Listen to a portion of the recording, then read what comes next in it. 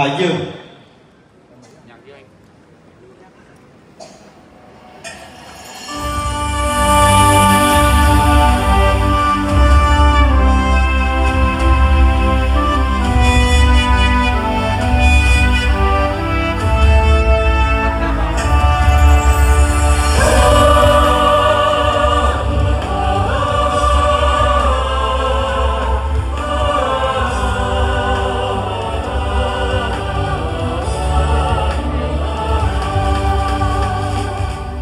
Chân trời bừng sáng lung linh màu nắng tươi hồng, đón bình minh lên tung bay đàn chim cất cánh.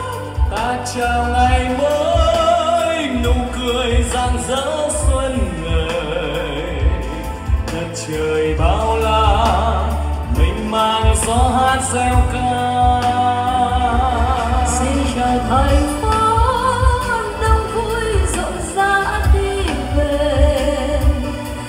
chào thôn quê lung linh đẹp trong nắng sớm.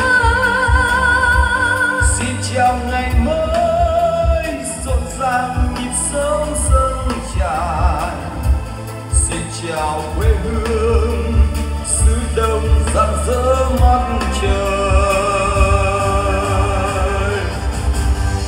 Quê hương tôi Hải Dương yêu dấu, niềm tự hào truyền thống cha ông.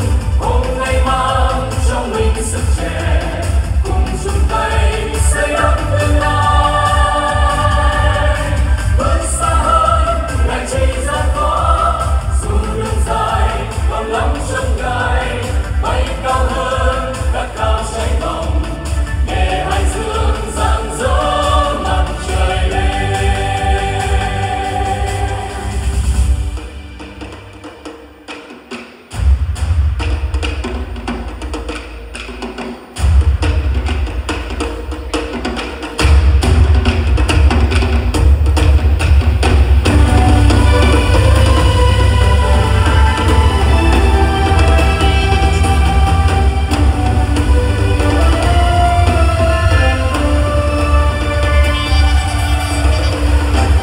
Chân trời vầng sáng lung linh màu nắng tươi hồng, đón bình minh lên tung bay đàn chim cất cánh.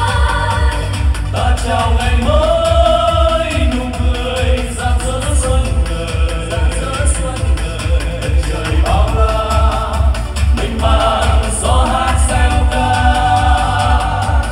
Xin chào thành phố đông vui rộn rã đi về. Xin chào thôn quê lung linh đẹp trong nắng sớm.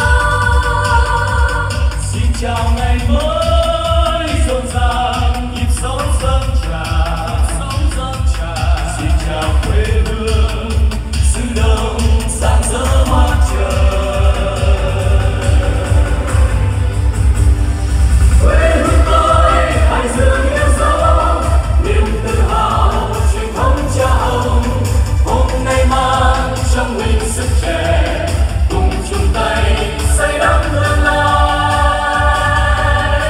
Vươn xa hơn ngày chi gian khó, dù đường dài còn lắm chông gai. Bay cao hơn các cao cháy bỏng, để Hải Dương rạng rỡ mặt trời lên. Bay cao hơn các cao cháy bỏng, để Hải Dương rạng rỡ mặt trời lên. Để Hải Dương rạng rỡ mặt trời lên.